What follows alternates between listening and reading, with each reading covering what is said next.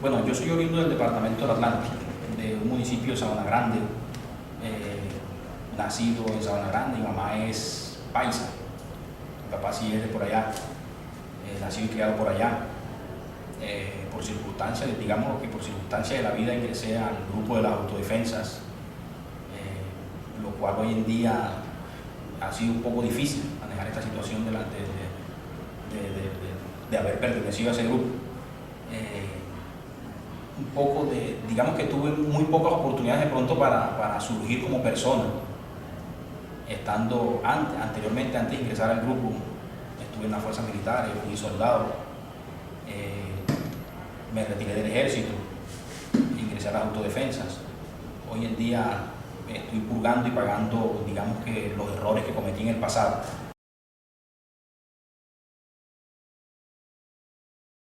Bueno, digamos que por circunstancias de la vida, la falta de oportunidad, la falta de empleo en su momento, cuando en una ocasión uno siempre, digámoslo así, las malas influencias buscan el momento exacto para que de pronto personas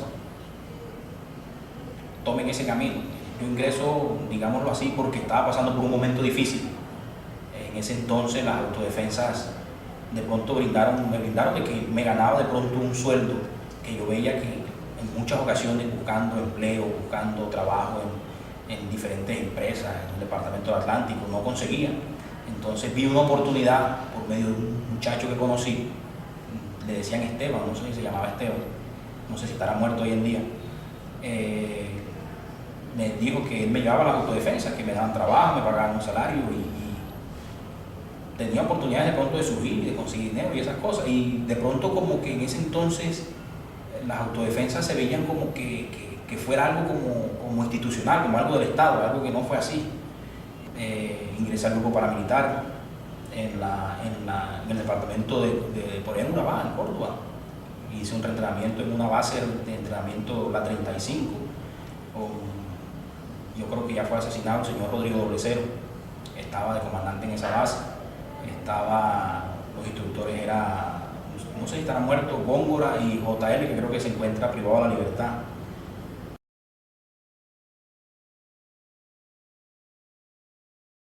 Cuando yo dentro de las autodefensas, eso era casi igual al ejército, digámoslo así.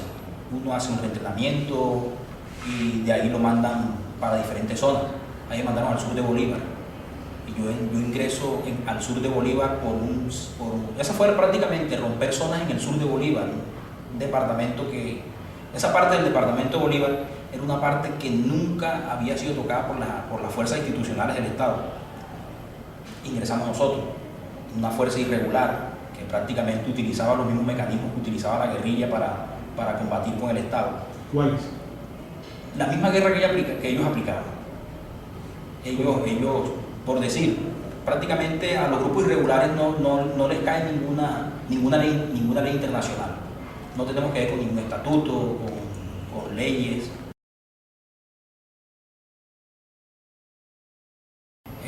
Nuestra misión era combatir la subversión en su totalidad, combatir la subversión donde se encontrara. Nos metíamos donde las fuerzas institucionales de pronto digamos que no por culpa, digamos que por circunstancias no podían entrar por cuestiones de derechos humanos, digamos que eran muy asediados y como la guerrilla siempre manejó muy bien esa parte.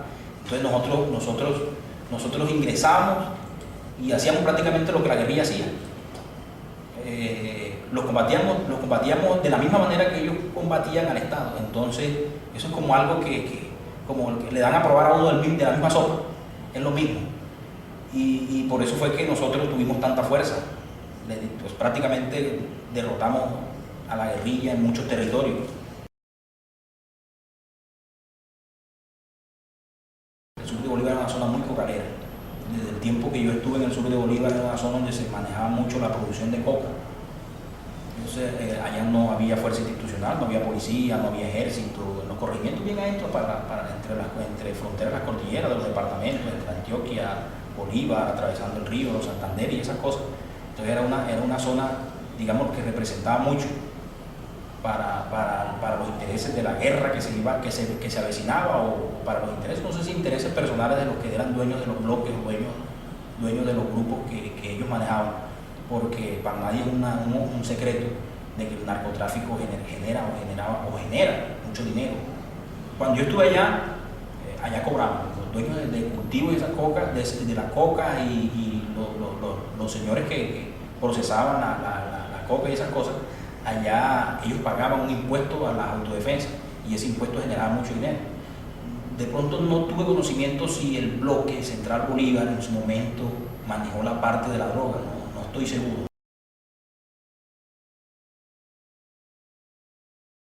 Bueno, yo duro en el sur de Bolívar hasta el año 99, casi al 2000, o sea, al 2000 prácticamente. De ahí yo hablé con don Gustavo, era el segundo de Julián Bolívar, y le dije que estaba aburrido en la zona, que o sea, ya no quería estar más ahí por la cuestión de que había mucha, o sea, era muy duro, y ya yo había prácticamente pasado sobre uno de los momentos más duros en que la guerra estuvo ahí en el sur de Bolívar. Él me dice, si quieres yo te recomiendo en el bloque norte, vete para el bloque norte, que dicen que es como más suave. Vengo al bloque norte, llego a San Ángel Magdalena.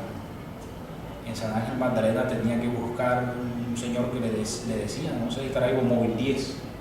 Llego a San Ángel Magdalena, lo encuentro. Le digo que yo vengo de parte de Julián Bolívar, del bloque Central Bolívar. En una ocasión, Tolemaida creo que le preguntó a móvil 10 que quién era yo, porque prácticamente yo dormía al lado de la casa de Tolemaida. No, es un muchacho, un comandante que vino recomendado del sur de Bolívar. Una vez me convidó, me dijo, acompáñame. Él salía mucho a fincas aledañas allá a San Ángel, se quedaba, hacía reuniones y esas cosas. Yo lo acompañé, comenzó a hablarme de que cómo era la guerra en el sur de Bolívar. Yo comencé a contar historias del sur de Bolívar sobre los combates que tuvimos allá en el sur de Bolívar, las muertes que pasaron, cómo perdí muchos compañeros allá en enfrentamientos con la guerrilla, personas mutiladas, todas estas cosas. Entonces le caí en gracia, me dijo que si quería quedarme trabajando con él. Yo le dije que tenía que esperar a ver qué decían Jorge 40, que prácticamente yo estaba esperando que él llegara. Digo, de todas maneras quédate conmigo, pero el 40 te va a decir lo mismo que te voy a decir yo. Si quieres entrar aquí tienes que ingresar nuevamente como patrullero y empezar a escalar nuevamente para que vuelvas a tener otra vez mando, otra vez rango dentro de la estructura paramilitar. Yo me quedé con Tolemaida trabajando, incluso empecé como escolta de él en el bloque norte. Duré andando con él un buen rato, después subí a jefe de seguridad de él. De pronto, digamos que por la experiencia que yo tenía de la guerra que yo venía de vivir, y él tenía un escolta o dos escoltas, tenía como 3 escoltas que no tenían mucha experiencia, digamos, en el sentido en la parte militar, en la guerra y esas cosas. Entonces, ahí es donde me quedo trabajando yo con Tolemaida. Cuando yo llego al bloque norte, que conozco a Tolemaida, era el comandante del frente Juan Andrés Álvarez. Ese frente operaba en la zona, aquí en Cesar, Becerril, Codazzi, Las Aguas de Iberico, Bosconia, La Loma Potrerillo. Esa era la zona hasta la Aurora, los Brasiles, por allá, las 2 vías. Tenía la vía que pega con los municipios de Codazzi, Becerril, Las Aguas, y la vía de Bosconia, como quien va para el interior del país.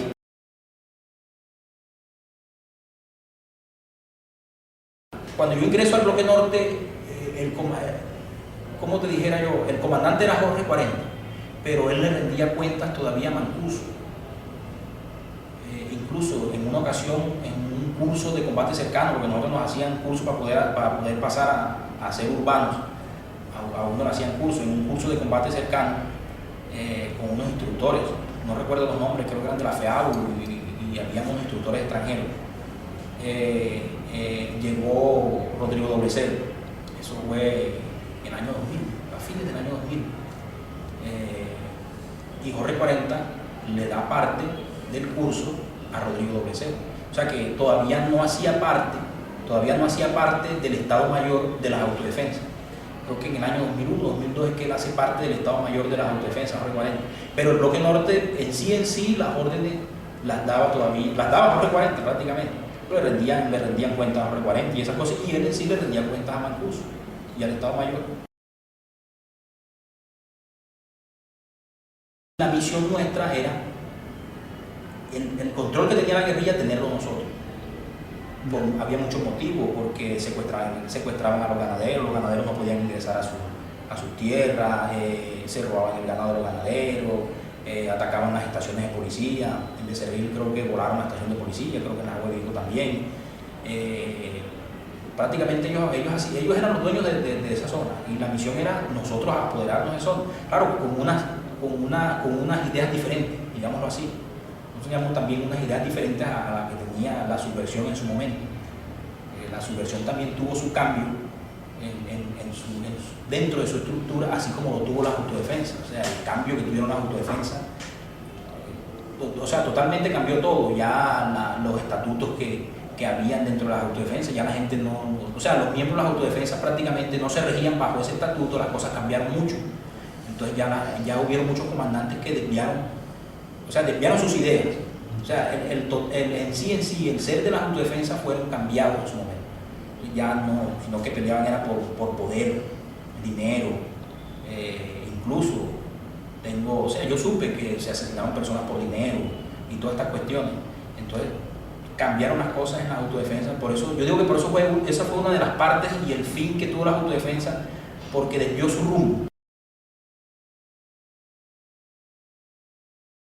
En la zona que tenía de influencia el Frente Juan Andrés Álvarez, porque fue la parte donde yo trabajé más, eso era una zona donde no había influencia del narcotráfico. La parte de la droga está muy arriba en la serranía del Perijá, por el sector de Cobasi, casi en la frontera entre Venezuela y Colombia. Nosotros casi siempre dentro del frente nos financiábamos de los finqueros, empresas que estaban en la zona, tenían que pagarlo, alcaldías, hospitales. Entonces nosotros manejábamos todo esto. Entonces, de ahí salían las finanzas del comercio, de ahí salían las finanzas para sostener el grupo del Frente Juan Andrés Álvarez.